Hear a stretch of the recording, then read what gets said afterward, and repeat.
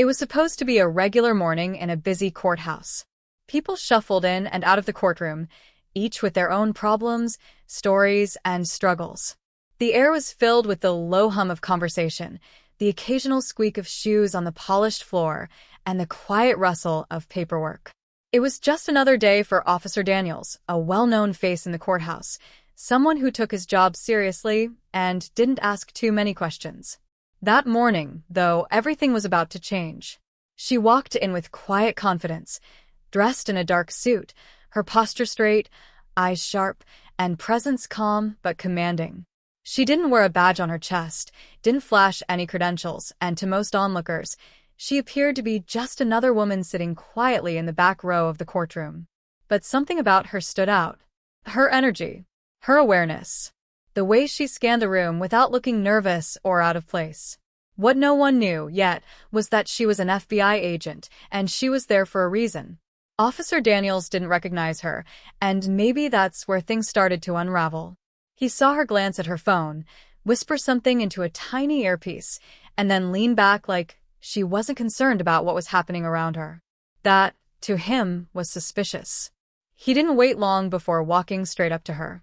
"Excuse me, ma'am, I'm going to need you to come with me," he said. She raised an eyebrow, not in defiance, but in slight disbelief. "Why?" she asked calmly. "You're not allowed to have electronic devices in this area," he said flatly, already reaching for his handcuffs. She didn't resist, but her tone shifted. "I suggest you stop right there," she said, voice firm now. "You don't want to do this." But Daniels didn't listen. He reached for her wrist, already convinced that he was handling a threat. What happened next left the entire courtroom in stunned silence. It was just the beginning of something much bigger. Because exactly 7 minutes later, the truth about who she was and why she was there would flip the script completely. And karma? It didn't wait long to make its appearance. Across town, in a small city bus rolling through a quiet neighborhood, another story was unfolding, one that seemed much smaller at first, but would carry just as much weight. A teenage boy, probably no older than 17, sat near the front of the bus, headphones in, hoodie pulled over his head. He looked tired, like maybe he had worked a night shift or had a long day ahead of him. But despite whatever was on his mind, he noticed her as soon as she stepped on board, a pregnant woman, maybe in her 30s, struggling slightly to balance as the bus jolted forward. Without hesitation, he stood up and offered her a seat. She looked surprised at first, maybe even a little unsure, but smiled gratefully and sat down. "Thank you," she said softly. He nodded, gave a small smile, and returned to standing near the back of the bus. But what he didn't expect, and what would change the course of his life, was the note she handed him as she stepped off the bus 20 minutes later. It wasn't just a thank you. It was something else.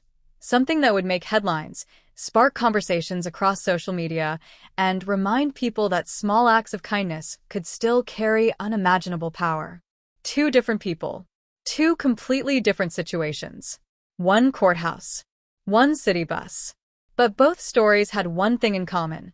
They started with a moment of judgment and ended with something no one could have seen coming.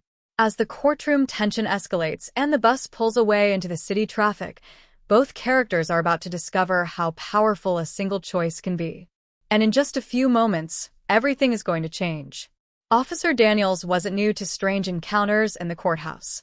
Over the years, he dealt with all kinds: agitated defendants, nervous witnesses, nosy journalists. But something about this woman got under his skin. Maybe it was the way she didn't react. Most people get flustered when a uniform approaches. They stammer, fumble for ID, try to explain themselves. But she didn't do any of that. She just stared at him. Cool, steady, unreadable. And that only made him more suspicious. He was convinced she was hiding something. And, to be fair, she was, but not the kind of thing Daniels thought. Her name was Agent Monique Harris, a senior field agent with the FBI, working undercover on a high-profile corruption case tied to the very courthouse she sat in. Her orders were clear: observe quietly, do not interfere, and above all, do not reveal her identity unless absolutely necessary. That morning, She had come to monitor a key figure involved in the investigation, someone who was scheduled to appear in court. But now, with a local officer pressing in on her, about to detain her without cause, everything was at risk. She glanced around. A few people were watching, but no one stepped in. Maybe they assumed she was in trouble. Maybe they thought the officer knew something they didn't. That's the thing about authority. It tends to draw silence. And Officer Daniels, with his confident stride and stern expression, didn't look like a man who could be easily questioned. "You're making a mistake," she told him again, quieter this time, eyes locked on his. Daniels ignored her and reached for the cuffs again. But before he could snap them on, a voice echoed from across the room. "Daniels, what are you doing?" It was Judge Reynolds, stepping out from the side chamber, his robe barely on, eyes wide as he took in the scene. Daniels straightened up immediately. "Sir, I was just detaining this woman. She was communicating through a device. Against protocol." The judge stepped closer, peering at the woman. For a split second, his face changed. Just slightly. Like he recognized her, but didn't want to admit it. "Let her go," he said firmly. Daniels hesitated. "Now." He unclipped the cuff slowly, confused but obeying. Agent Harris didn't say a word. She simply stood, adjusted her blazer, and walked toward the side exit without glancing back. But as she passed the judge, she whispered just loud enough for him to hear, "This isn't over." Daniels stood frozen. He knew something was off now, but he didn't know just how deep it ran.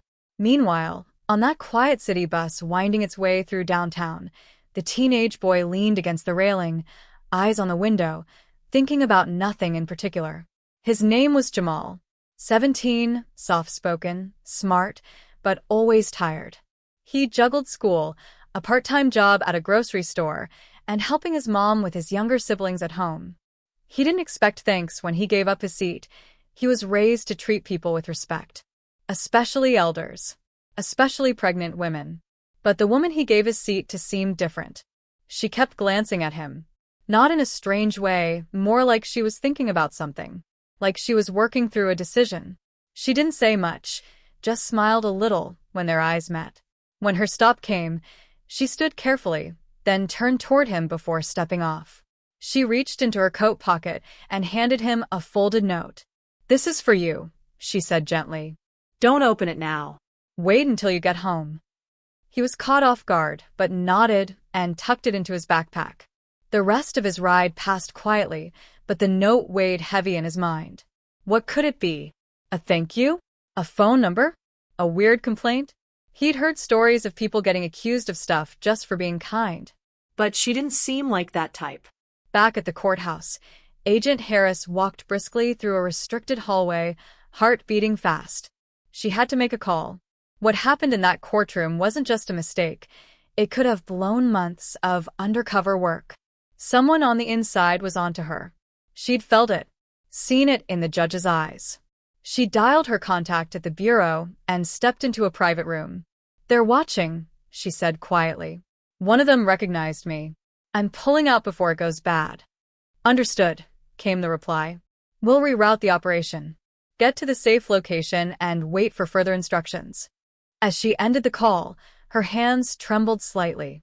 She wasn't scared, but she knew things were about to get harder. The case she was working on involved more than just local corruption.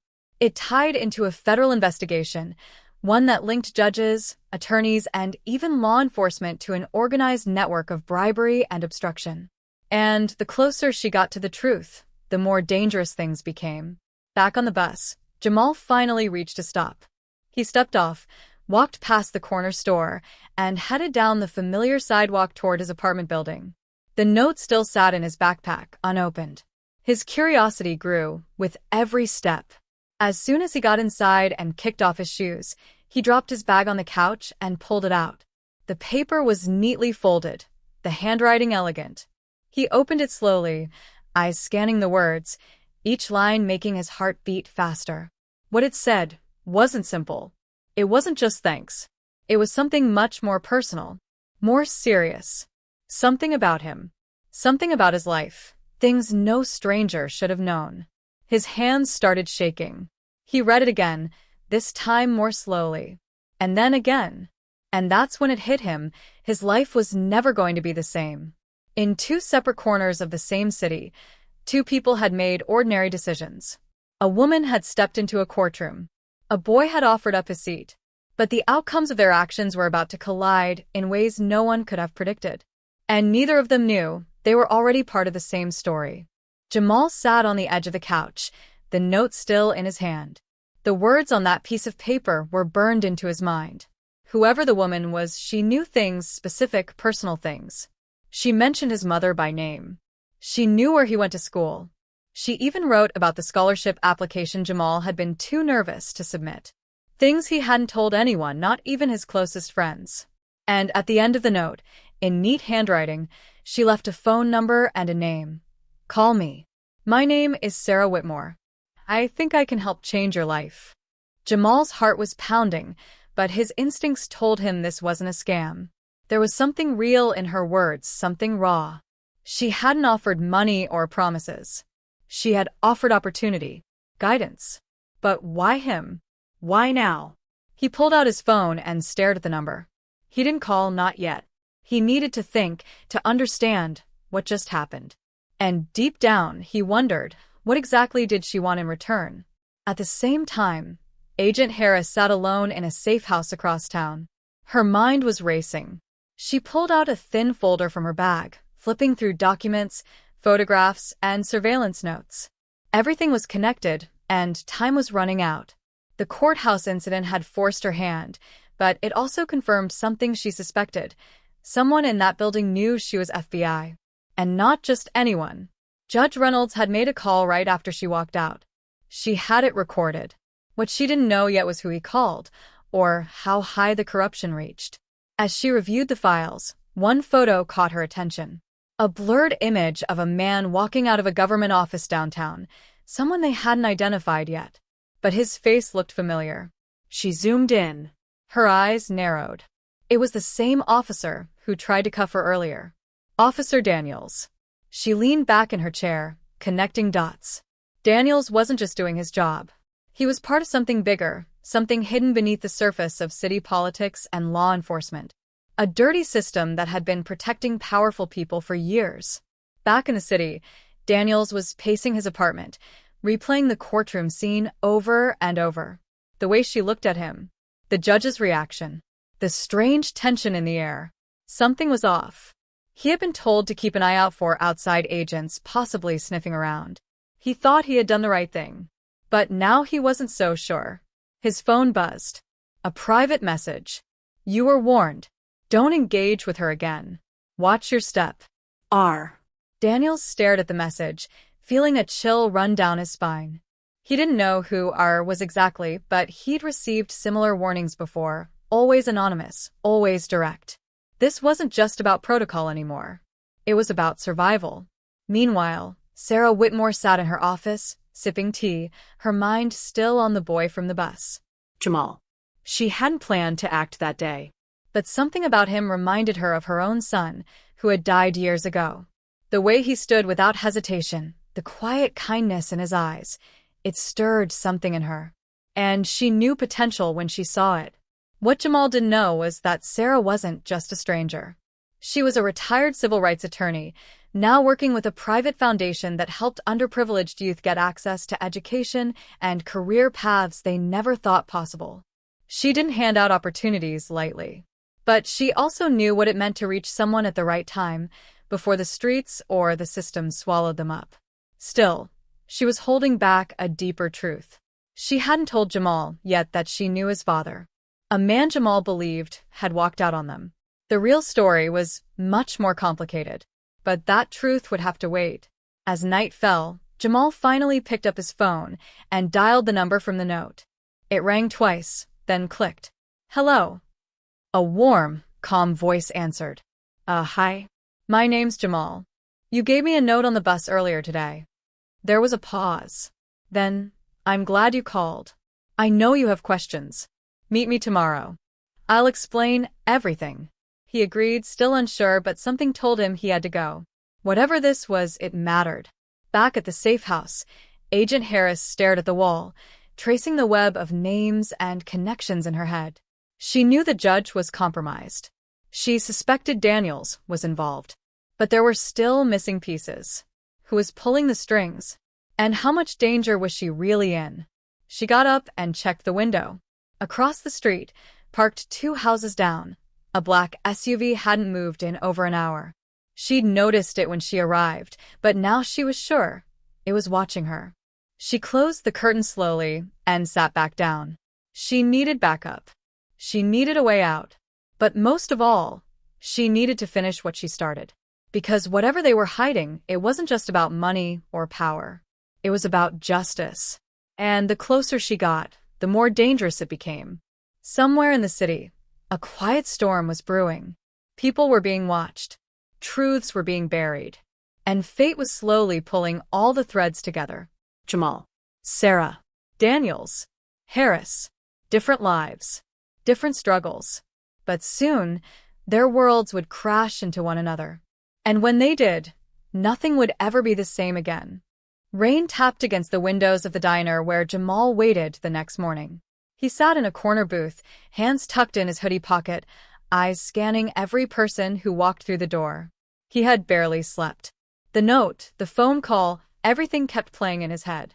He didn't know what to expect, only that something in his life was shifting, like the ground beneath him had started to crack open. The bell above the door jingled, and there she was, Sarah Whitmore, calm as ever, umbrella in hand, smile soft but serious. She sat across from him, set her bag down, and slid a folder onto the table without saying a word. Jamal looked at it, then at her. "What is this?" he asked. "It's your story," she said quietly. "The parts you haven't been told." Inside the folder were documents. Birth records. A photo of a man he didn't recognize at first. A letter, handwritten, signed by a name he hadn't heard in years, his father's. Sarah didn't push. She let him open it in his own time. As he read, his hands started shaking again. The man he thought had abandoned him hadn't left by choice. He had been arrested, framed, silenced. And that's where Sarah came in. She had been his father's lawyer before everything fell apart. But the system was too big, too dirty, and too protected. They lost the case. And Jamal's father disappeared into the cracks of a broken justice system. Jamal couldn't speak. Everything he thought he knew had been turned inside out. But one thing was clear now, this wasn't just about kindness on a bus. Sarah hadn't found him by accident. She had been watching, waiting, and when she saw him give up the seat, it was like watching his father's spirit move through him. That's when she knew it was time. Back across the city, Agent Harris prepared for the meeting that could change everything. She had managed to trace the judge's call to a private number registered under a shell company, one tied to multiple suspicious real estate deals and hidden accounts. It led to someone bigger than she had expected. A name she had hoped wasn't involved, Assistant District Attorney Raymond Locke. Locke had always positioned himself as a champion of justice. He appeared on local news often talking about reforms, cleaning up the system, giving power back to the people. But behind the scenes, he had his hands deep in the corruption Harris had been chasing for months. He was connected to at least 3 falsified convictions, including the case of Jamal's father. And now, with Harris closing in, he was getting desperate. Unbeknownst to her, Locke had already found out about her investigation. That black SUV watching her safe house wasn't just surveillance. It was a warning. And if she didn't back off soon, she'd be next. Meanwhile, Officer Daniels was unraveling. He sat in his car, parked outside the precinct, watching rain streak down his windshield. His hands gripped the steering wheel, knuckles white. He had followed orders for years, done what he was told, kept his head down. But now, guilt was creeping in. He had tried to arrest an FBI agent. He had been told she was a threat. But now, he wasn't sure who the real threat was. He pulled out his phone and typed a message. "I want out. I'm not doing this anymore." He stared at the screen, hesitated, then hit send. Seconds later, a reply came through. "Too late. You're already in." Daniels slammed the phone down. He knew then he wasn't a cop anymore. He was a pawn. Back at the diner, Jamal and Sarah sat in silence. Why are you showing me all this now? Jamal finally asked. Because you need to know what you come from, she said. You need to know the truth before someone else tries to twist it. Your father didn't leave you. He was taken. And now we have a chance to expose the people who did it. Jamal's voice was barely above a whisper. How? I've reopened his case, she said. But we'll need more than evidence. We need someone from the inside. The pieces were falling into place. But they needed one more thing. Agent Harris. And she was already one step ahead. That afternoon, Harris parked a block away from Locke's office. She had everything she needed: recordings, paper trails, witness statements. But something still didn't add up. Why now? Why had they let it go this far? She stepped out of the car, every sense alert. She knew she was being watched. She could feel it. But she had come too far to stop now. She entered the building, walked past security with a forged clearance, and rode the elevator to the top floor. The doors opened, and there he was, Locke, standing in his glass-walled office, staring out at the city like he owned it. She stepped inside. He turned slowly, smiled, but his eyes were sharp, calculating. Agent Harris, he said, like they were old friends. I've been expecting you. She didn't smile back. Then you know why I'm here. Oh, I have a good idea. But I think you're walking into something you don't fully understand. Outside, two men in dark suits entered the lobby. Not police. Not federal agents. Private. Quiet. The kind of men who didn't leave paper trails. Upstairs, the air between Harris and Locke grew heavy. There's no way out for you now, she said. This is bigger than your lies. Bigger than the courthouse. I have everything. Locke walked to his desk and tapped a file. And I have this, he said. You think I don't know who you really are? Where you've been? Who you've spoken to? We've been watching you since day one. And you've already lost. She didn't blink. We'll see. Downstairs, Jamal stood outside the building with Sarah beside him. They had come to find Harris, to show her the missing piece of the puzzle. But they didn't know the danger waiting inside. And inside, time was running out. Everyone was in place now. The agent, the boy, the lawyer, the officer, and the man behind it all. The final move was coming. But none of them were ready for what was about to happen next. Just as Jamal reached for the door handle of the building, Sarah gently grabbed his arm, her eyes fixed on something across the street. A man in a gray hoodie leaned against a light pole, pretending to scroll his phone, but his eyes hadn't left the building for minutes. Sarah recognized the look. Not casual, not curious, but trained. She had seen men like that before. The kind who didn't wear badges but always carried orders. She turned to Jamal, voice low but firm. We need to wait. Jamal looked at her, confused. What? We came all this way. Agent Harris is in there. She needs us. Sarah's voice dropped to a whisper. If we go in now, we might not come back out. Inside, Agent Harris stood tall, though her mind was racing. She could feel it, the weight of being surrounded, boxed in. She knew Locke had backup, and she knew that if anything happened here, no one was calling for help. But then something unexpected happened. Locke's phone rang. He glanced at the screen, and for the first time, his calm cracked. He answered with a short, yes? The voice on the other end was clipped and urgent. Whatever was said made Locke's eyes narrow. He hung up quickly, then turned toward Harris. Seems your little story just got a new chapter, he said. She didn't flinch. What now? Someone leaked your files, he said. Everything. The recordings, the photos, the connections, all of it. To the media. That stopped her. Harris hadn't told anyone outside her tightest circle. And even then, she had been careful. But if the files were out, it meant someone had broken into her encrypted drive, or someone close to her had turned. She stepped back, heart pounding. You're bluffing. Locke shook his head, half smirking. You think you're the only one playing a long game? Outside, Sarah's phone buzzed. She looked down, then froze. Her contact at the legal network had sent a screenshot, a news outlet's homepage. The headline, District Attorney's Office under investigation after leak reveals pattern of corruption and wrongful convictions. Jamal leaned over, and read it too. His face went pale. That's him. That's the guy in the office, he whispered. That's the one who framed my dad. Sarah nodded slowly. Yes. And now the world knows. But instead of relief, she felt a sinking feeling in her stomach. Something about the timing was too perfect, too clean. Someone had waited until they were all too close, then detonated the truth on their terms.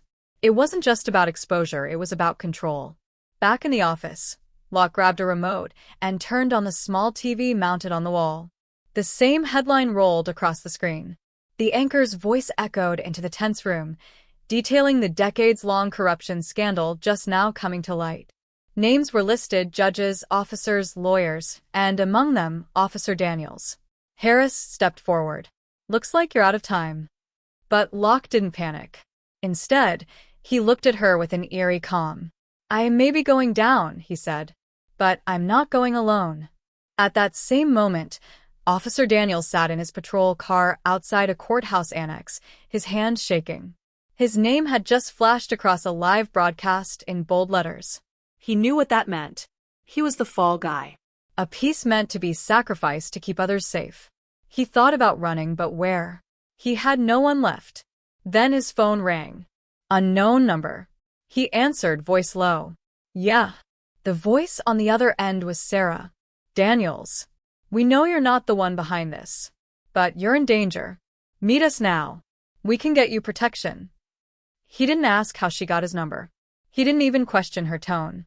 He just said, where? Back outside the building, Jamal and Sarah had moved to the alleyway entrance, away from the watchers. Just as they reached the side door, Daniels pulled up fast, tires screeching slightly as he stopped. He stepped out, still in uniform, but with none of the authority he usually wore. His eyes flicked nervously toward the main entrance. Tell me this is real, he said. Sarah nodded. As real as it gets. But we don't have much time. Suddenly, there was a commotion inside the building. Glass shattered from above. Jamal ducked instinctively. People on the street turned to look. Two men in suits rushed out of the lobby, pushing past pedestrians, clearly in a hurry. Daniels narrowed his eyes. Those are Locke's guys. They don't move like that unless something's gone bad. Sarah's heart raced. That means Agent Harris is in trouble. Without another word, Daniels led them through the side door. The building was quiet inside, eerily so. They moved quickly up the stairs, avoiding the main halls. Each step echoed like a warning. Upstairs, Locke stood in his office, phone to his ear again, pacing. He hadn't seen Harris slip something under his coat. A small flash drive, backup of everything she had gathered. She moved slowly toward the exit, but Locke turned sharply. You think this ends with a broadcast? He hissed. They'll bury the story, just like they always do. You're not saving anyone. But Harris looked him dead in the eye. You're wrong. This time, people are watching. And just then the office door burst open. Daniels entered first, gun drawn but lowered. Behind him, Jamal and Sarah stepped in. For a second, all the air was sucked out of the room. Jamal and Locke locked eyes. That's him, Jamal said quietly, his voice heavy with years of pain. He ruined everything. Locke took a step back, startled to see the boy. What is this? But no one answered. The room had changed. The power had shifted. Still, this wasn't over. Not yet. Sirens wailed in the distance, too many for coincidence. Locke's men had likely called in favors. Time was running out again. And just as they all turned toward the window to assess what was coming, Harris's phone buzzed with a new message. They know you're all inside. Get out now. You're not safe. Everything was in motion. The truth was out, but the ones who thrived in the shadows weren't giving up without a fight. And the most dangerous part? The real betrayal hadn't been revealed yet. Everything moved at once. The sound of pounding boots echoed from the stairwell. Officer Daniels turned instinctively, positioning himself in the doorway with one hand on his weapon and the other motioning for everyone to back away. Agent Harris grabbed Jamal and Sarah, pulling them behind Locke's desk just as a blast of wind slammed open a side window. Somewhere outside, a helicopter hovered low, its searchlight flashing over the glass like a warning. Locke's face twisted, caught between panic and disbelief. "They're not supposed to be here yet," he muttered, almost to himself. But no one was listening to him anymore. Daniels spoke fast, his voice tight. "You've got 30 seconds to move." Go now. "Take the service stairs. I'll stall them." "No," Jamal said suddenly. "He's coming with us." Everyone froze. Jamal stepped forward, eyes locked on Locke. "You're not slipping away again. You're going to answer for what you did to my father, to all of them. I want the world to see you walk into that courtroom." For the first time, Locke looked afraid. Harris grabbed a pair of cuffs from Daniels and snapped them on Locke's wrists. "You're under arrest," she said coldly, "for obstruction, conspiracy, and federal corruption." And that's just the beginning. Locke didn't fight. Maybe he knew it was over. Or maybe he still had a card left to play. They moved fast through the back stairwell, each step lit by the flickering emergency lights. Daniels stayed behind, disappearing into the hallway as backup stormed the top floor. Jamal didn't look back.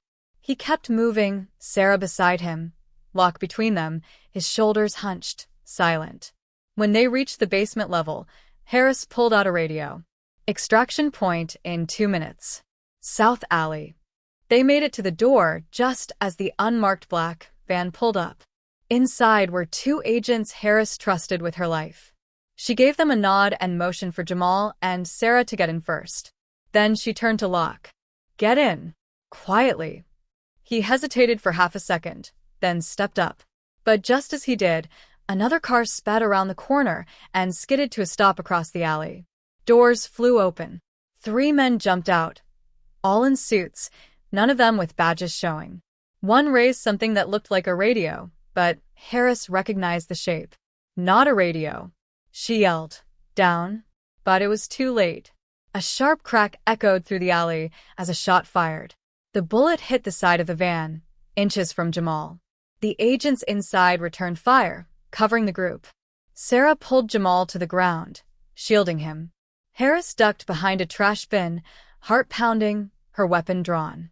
Then, from the shadows, someone else appeared. Daniels. He moved fast, came up behind the shooters before they even realized he'd left the building. With precise shots, he dropped 2 of them, the third running before Daniels could aim again. It was over in seconds. Sirens blared closer, this time not controlled by anyone corrupt.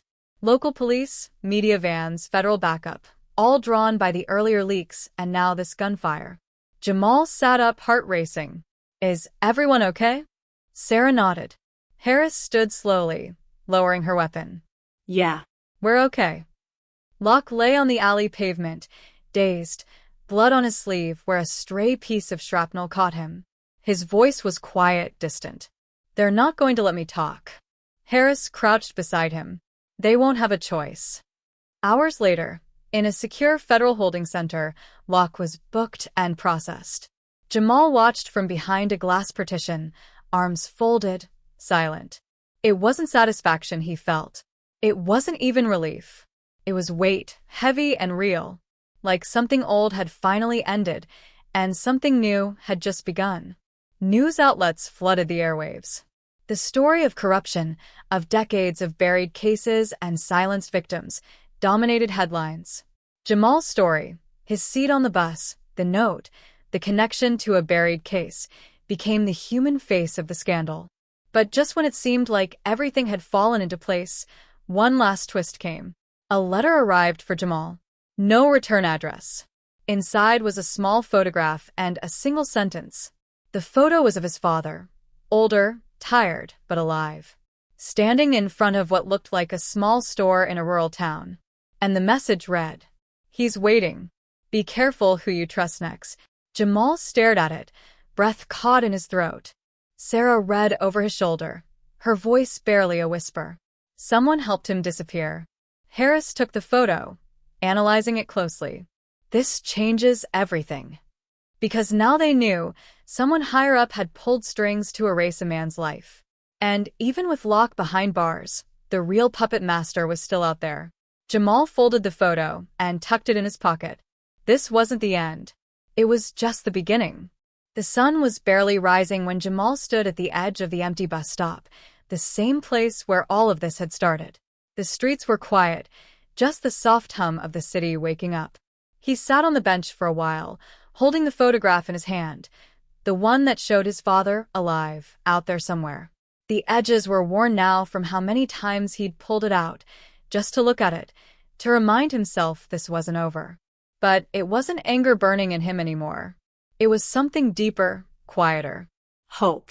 It had been a whirlwind of days since Locke's arrest and the fallout from the media storm. News stories ran nonstop.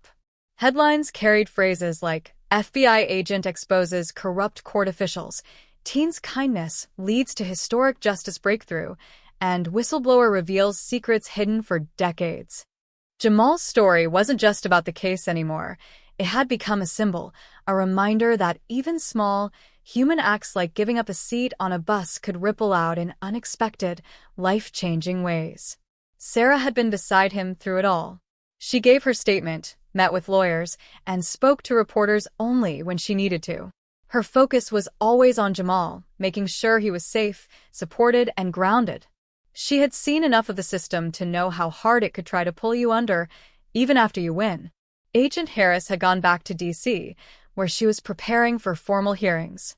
Her name was being mentioned alongside words like hero, trailblazer, and whistleblower. But she wasn't focused on praise. She stayed busy helping reopen cases, tracking the real chain of command behind the corruption and following new leads, including the one Jamal gave her about his father. She sent him updates now, and then nothing too dramatic. Just short messages like, still looking. Don't give up. He didn't. Daniels, surprisingly, had turned over a new chapter of his own. After testifying truthfully and assisting in several key arrests, he was offered a deal and quietly relocated. He had chosen to cooperate, not because it was easy, but because it was the right thing, something he hadn't done enough of before. His last message to Jamal was handwritten. What you did mattered. You didn't just speak truth, you made people listen. As for Locke, his trial was scheduled for the following month. His legal team was already trying to cut deals, deflect blame, spin the narrative. But too much had come out. Too many people had stepped forward now, victims, families, even former colleagues. The system was finally facing itself, and Locke was just one piece of the puzzle. Jamal eventually did meet his father. It happened in a quiet diner, hours outside the city. Harris had tracked him down with help from contacts in the Witness Protection Registry, following a paper trail that was never supposed to exist. His father had aged, but his eyes were still the same. When Jamal walked through that door, neither of them spoke at first. They just stood there looking at each other. Then, without a word, they hugged. It wasn't perfect. There were years between them filled with silence, confusion, and pain. But they sat together for hours that day, talking. His father explained everything, how he'd been offered a way out after his conviction was overturned privately by a sympathetic judge, but under pressure to stay hidden to protect others. He'd lived in quiet fear that if he returned, someone would silence him before he could clear his name. The system had not just failed him, it had erased him. Until Jamal brought him back. After that meeting, things didn't change overnight. They never do. But Jamal started to heal. He kept going to school, started sharing his story at events and workshops, helping other young people understand their power. What he'd learned through all of this was that justice isn't a moment, it's a process. One that needs courage, consistency, and community. Sarah went on to finish her law degree. Her dream was clearer now. She wanted to defend the people the system forgot, the ones without a voice. What started as an ordinary day on a bus had shifted her entire future. She would always carry the memory of that moment, of Jamal giving up his seat, not knowing it would lead to any of this. That kindness was more powerful than anyone realized. And sometimes, when the world got too loud or complicated, Jamal would return to the bus stop. Not because he was waiting for a ride, but because that place reminded him of who he was before it all changed. A regular kid who did something kind. A quiet moment that turned into a spark. In the end, the story wasn't about courtrooms or headlines. It wasn't just about an FBI agent or a corrupt officer. It was about the choices people make in everyday moments and how those choices can shape the world around them. Whether it's standing up to injustice or giving up a seat to someone who needs it more, those moments matter. They always have. So when people ask Jamal now what happened that day, he tells them the truth. He says, "I was just trying to do the right thing. I didn't know what it would lead to." But maybe that's the point. You never really know how far your kindness can go. And with that, the story came full circle. Not with a perfect ending, but with a real one. A story that began with a seat on a bus and ended with the truth finally being heard. A story about justice, kindness, and the courage to speak up, even when it's hard. Because in the end, one act of kindness didn't just change Jamal's life, it helped change everything.